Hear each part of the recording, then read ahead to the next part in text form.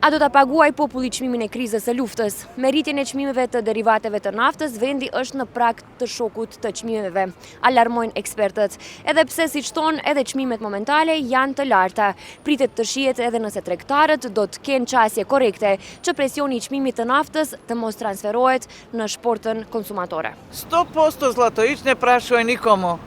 To čim se kaže benzinës është që të donese do prodavnica. Naftata se kačuva, tako što ništa ne očekujeme. A ju duken shtrejt çmimet e ushqimit? Valla shtrenjt duken.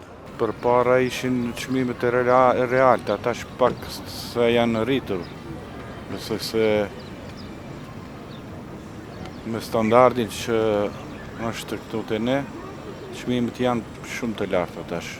Mendoj se prap qeveria do të marrë masat që të ullë prap çmimet, se ato ndoshta kanë bërë apel për të ullur, ama prap tregtarët të rrinë në çmimin që është përpara. A i duken të shtrenjt? Ke shtrenjt. S'ka lirë kusha, ke shtrenjt, janë hala dhe hipin. A mendonin që do të hypin prap çmimet për shkak të luftës, edhe pse qeveria ka thënë që nuk do të... Po, shefa se dhe hipin prap. Jene benzinin e në ato dhe hipin të prap. Po çmimet kanë hip qiç kur jo se do hipin nga lufta. Çmimet të larta janë, rroga shumë e pakët, rrogën nuk e japin tamam, edhe çmimet janë të larta.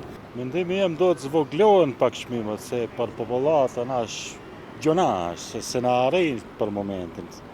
Standardet kanë hip, standardet janë shumë nalta, do pak tulen çmimet e